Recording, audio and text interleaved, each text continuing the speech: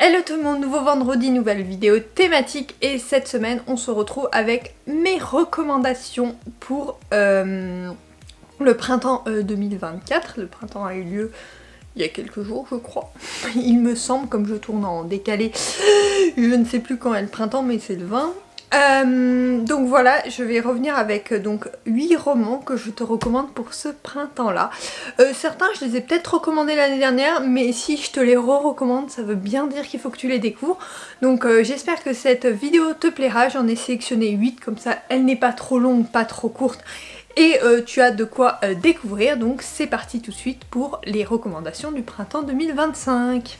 Je les ai tout simplement classés dans l'ordre alphabétique du nom d'auteur, logique comme ça, pas de classement spécifique autre. Donc le premier, il s'agit de Trotlen, le tome 1 de la saga Dirty Hair de Lauren Asher. Le tome 2, je l'ai commandé pour ce mois de mars, donc j'ai hâte de le découvrir. Je te fais le résumé du premier tome. Audacieux, arrogant et héritier d'une lignée de champions de Formule 1, Noah Slade voue une rancune tenace à San Diego Alator, qui lui a volé le titre de champion du monde. Rien ne l'avait préparé à ce que son rival rejoigne Bandini, son écurie, 2 ans plus tard. Si la tension est palpable, les deux pilotes tentent de rester professionnels. C'était sans compter la présence de Maya, la petite sœur de San Diego, qui les suivra tout le long de la saison pour réaliser un vlog. Irrésistiblement attiré par la jeune femme, Noah se lance le défi de la faire craquer. Si elle ne semble pas indifférente, Maya s'interdit tout rapprochement. Hors de question de céder à ce séducteur et de prendre le risque de déstabiliser son frère lors du championnat. Sauf que sur les pistes, tout peut déraper rapidement.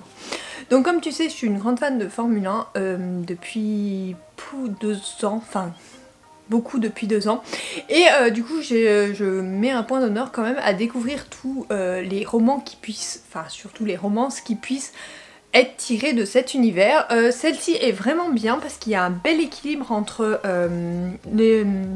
la Formule 1 et la romance, même si par moments je trouve que certaines choses sont un peu mis sous le tapis par rapport à d'autres romans que j'ai pu lire dans le même style. Cependant, je vais continuer cette saga, et en fait comme c'est la reprise de la saison de Formule 1 au mois de mars, c'est pour ça que je te le recommande pour ce printemps, et sachant que le tome 2 sort ce mois-ci, c'est parfait pour t'enchaîner le 1 et le 2, sachant que c'est sur des couples différents à chaque fois, donc il n'y aura pas de spoiler et tout ça entre les romans, c'est sur des couples différents. Je pense tout de même qu'on retrouve les personnages du premier tome dans le second, et que l'on retrouve surtout des personnages secondaires qui deviennent des personnages principaux. Je pense que ça va se faire comme ça. Après je ne sais pas, j'ai pas encore dans mes mains le second tome, mais si tu veux suivre ça, n'hésite pas à me rejoindre sur les réseaux ou à suivre mes wikivlogs, parce que je pense que je vais lire le second tome soit en mars, soit en avril, sachant que je pars une semaine en vacances en avril, je ne suis pas sûre, mais voilà, vraiment une très bonne saga. Même si t'aimes pas l'univers de la Formule 1, ça peut être pas mal. Après, c'est vrai que si t'aimes pas trop l'univers, je te recommanderais autre chose, mais voilà, si t'aimes l'univers de la Formule 1 ou même l'univers sportif en général, parce que là on est face à des sportifs également, ça peut être intéressant, et puis ça change des romances un peu trop classiques.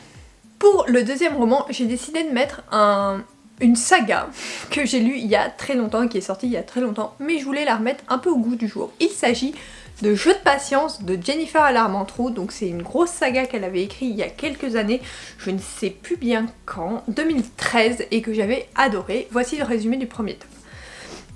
Ne jamais ôter son bracelet, être ponctuel, ne pas attirer l'attention, tels sont les 3 préceptes qu'Avery s'est imposé pour entrer à la fac.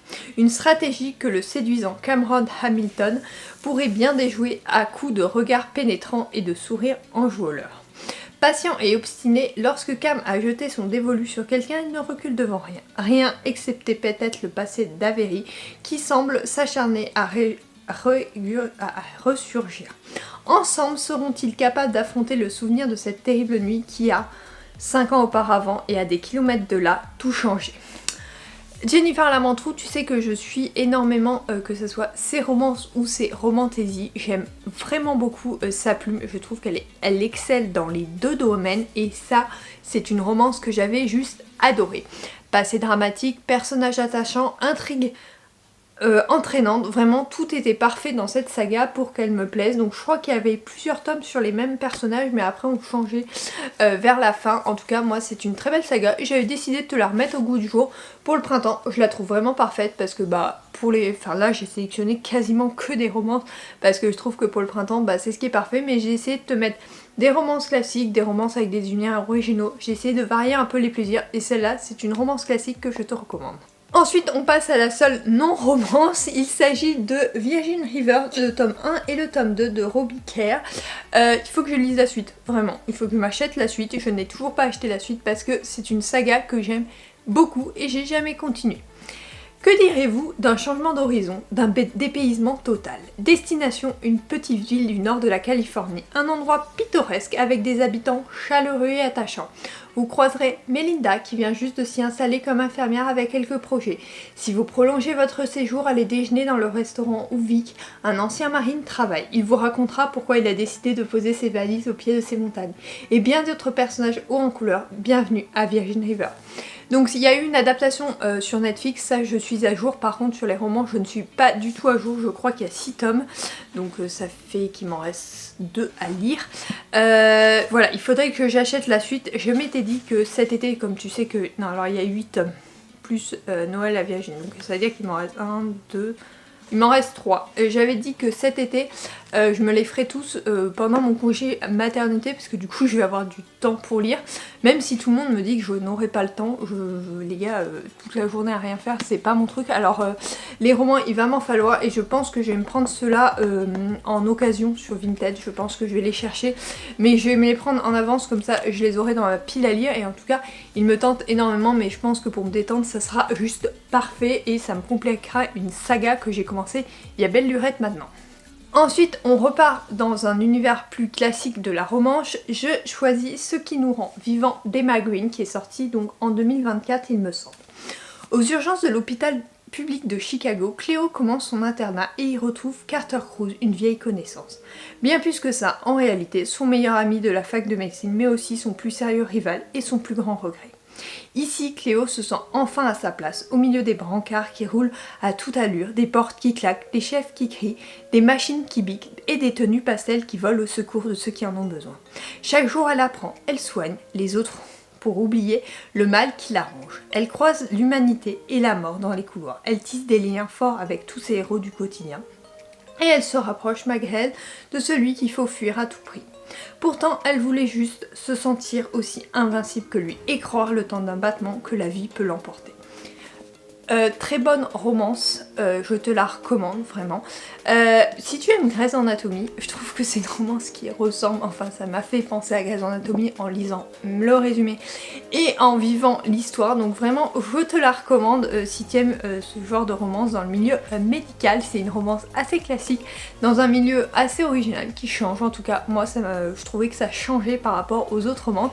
Et Emma Green, perfecte auteur pour le printemps. Donc vraiment je te recommande quasiment tous leurs romans. Ce duo d'auteurs est juste génial, mais celui-là particulièrement je l'ai apprécié, donc je te le recommande dans ces recommandations pour le printemps. Ensuite on part sur une romance un peu différente. Il s'agit de la dernière saga de Hannah Hung. Donc c'est le tome 1 Colère de King of Sing. Je te lis le résumé. Impitoyable, méticuleux, arrogant, Dan Rousseau aime tout contrôler, sa vie privée comme professionnelle. Le PDG milliardaire n'a jamais envisagé de se marier jusqu'à ce qu'un chantage l'oblige à se fiancer à une femme qu'il connaît à peine, Viviane Lowe, héritière d'un joaillier et fille de son nouvel ennemi. Qu'importe la beauté ou son charme, Dante fera tout ce qui est dans son pouvoir pour rompre ses fiançailles en déjouant le chantage. Seulement il a un problème, maintenant qu'elle lui appartient, il ne peut résoudre à la laisser partir. Élégante, ambitieuse, distinguée, Viviane Lowe est un atout de sa famille vers les plus hautes sphères de la société. Épouser un Rousseau signifie ouvrir les portes jusqu'à présent fermées aux Lowe en raison de leur statut de nouveaux riches. Elle accepte ce mariage arrangé pour devoir, malgré le tempérament grossier et difficile, de tenter. Pourtant, le désir n'a jamais fait partie de son plan et tomber amoureux de son futur mari serait la pire chose qui pourrait arriver. Bon évidemment si c'était la pire chose, on sait que ça va être une romance piquante et c'est totalement le cas. C'est une romance piquante mais on repart sur des romances plus classiques avec Hannah Hung, on repart sur des romances type 50 nuances degrés, Crossfire et tout ça, et moi je tombe totalement sous le charme de ces personnages, même si oui ils peuvent être problématiques, mais moi c'est pas un souci, moi tu me vends ça, je t'en lis, bah alors pas tout le temps je pense, mais je t'en lis relativement souvent, et alors pour se détendre, celui-là est parfait, tu te plonges dedans et vraiment tu ne le quittes plus jusqu'à la fin, donc voilà, une belle recommandation pour ce printemps. Ensuite, je vais te mettre un classique, il s'agit du Morgane Moncomble sur la saison Le Printemps de cette saga, tu sais, où il y en a un tome par saison, donc c'est un printemps pour te succomber. Floris Fauché, Nolia se tourne vers son ultime espoir pour s'en sortir, sa famille. Elle ne pensait cependant pas que le prix à payer pour son aide serait de se marier avec son ex. Face à l'adversité, incapable de se retourner vers son passé toxique, elle décide de s'allier à un inconnu pour le plus grand mensonge de sa vie.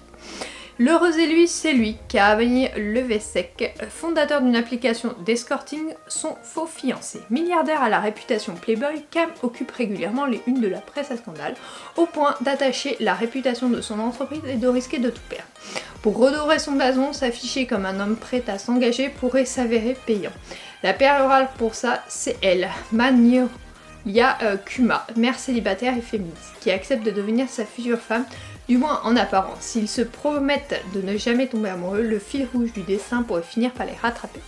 Donc là on est encore sur une obligation de mariage, tu as vu que j'aimais beaucoup ça, donc voilà.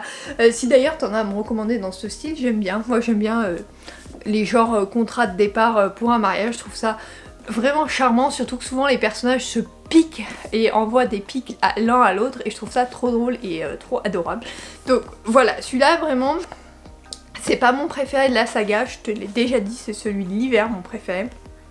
Ça l'a toujours été, mais ça reste une très bonne lecture, donc voilà, je te le recommande. En plus, la couverture est très printanière comme tu peux le voir. Ensuite, je voulais te faire un top avec quand même une dark romance pour changer, et j'ai choisi La Carstone, le tome 1 donc de Sarah Rivers. Pourquoi? Parce que le tome 2 sort pour ce printemps-ci, donc je m'étais dit pourquoi même mettre le tome 1 que j'avais beaucoup aimé. C'est de la dark romance, si tu n'aimes pas ça, passe au roman suivant, tout simplement.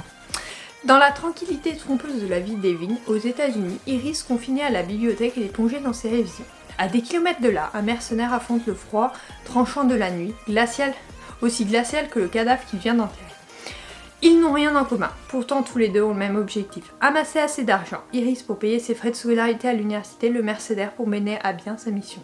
Mission dont elle est la cible. Désormais l'existence d'Iris est liée à celle de cet homme. Une connexion qui émerveille et qui éveille en lui curiosité et désir. Arrachée à sa vie qu'elle a toujours connue, la jeune étudiante se retrouve à la merci du mercenaire dont l'impulsivité a forgé une réputation, celui dont il l'a façonné pour tuer, celui qu'on l'appelle La Carstone. Donc on parle d'une dark romance. Après je trouve pas que les deux personnages principaux sont vraiment dans une dark... mais bon, ça reste une dark romance, l'univers est très très violent, donc voilà. Mais c'est un roman, même si c'est une brique, je l'avais lu en un seul week-end, 800 pages que j'avais simplement dévoré. J'ai qu'une hâte, c'est que le deuxième tome sort, et je pense que je vais l'acheter et le lire directement, parce que vraiment... il me tente beaucoup, donc voilà, j'espère qu'il me plaira autant que celui-là, même si ça fait un petit moment que je l'ai lu. Je pense que je le relirai, j'aime bien relire en travers les livres quand ça fait un petit moment que je les ai lus. Mais en tout cas c'est un très beau premier tome, donc j'espère que le deuxième sera à la hauteur et qu'on tombera pas dans une dark, pas une dark violente, mais dans une dark un peu différente et un peu plus pénible. Donc voilà, j'espère que celui-là me plaira en tout cas, parce que celui-là m'avait beaucoup plu, donc voilà, je te le recommande, une belle petite dark romance. Ensuite dans ce top j'ai mis un roman que je viens tout juste de finir ce week-end, il s'agit de Savagen de Mia Sheridan. Alors oui, il se déroule beaucoup en hiver, mais je sais pas pourquoi, je trouve qu'il avait un goût de printemps quand je l'ai lu.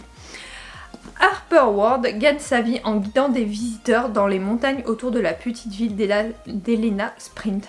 Mais lorsqu'elle reçoit un appel inattendu du shérif, sa routine vole en éclats. Il lui demande de participer à une enquête sur un double meurtre, persuadé que ses connaissances du terrain pourront l'aider. Harper est stupéfaite. Le principal suspect est un homme décrit comme un véritable sauvage. Le gars a toujours vécu loin, seul de toute civilisation. Pourtant, en observant les images de caméras de surveillance, Harper est de plus en plus fascinée. Sous ses vêtements en peau de bête et son apparence négligée, elle devine une intelligence insoupçonnée. Qui est vraiment cet homme? Comment a-t-il pu survivre la forêt depuis son enfance, tandis que des secrets enfouis refont surface, Harper se retrouve entraînée dans une affaire bien plus sombre qu'elle ne l'aurait imaginé. Lucas est-il un meurtrier impitoyable ou la victime d'une machination diabolique? Alors, romance hyper originale parce qu'on est vraiment entre suspense et romance, et je t'avoue que j'ai beaucoup aimé cette partie-là. Je trouve que l'intrigue est hyper bien développée par rapport à d'habitude où on a des intrigues où on survole. Là, il y a une réelle intrigue avec une romance à côté, mais il y a une réelle intrigue et c'est ça qui m'a beaucoup plu dans cette romance. Ça change de ce qu'on peut voir habituellement, donc vraiment je te la recommande. Puis Meera Sheridan est une auteure que j'adore, tu sais bien que je lis quasiment tous ses romans comme on peut le voir là, et celui-là ne fait pas exception, vraiment. Alors là elle m'a surpris parce que dans un genre assez différent quand même de ce qu'elle peut écrire, elle nous écrit toujours quelque chose de dramatique, mais alors là elle m'a vraiment surprise, donc je ne peux que te le recommander parce que ça change vraiment des romances classiques que l'on peut lire habituellement. J'espère que cette vidéo t'aura plu.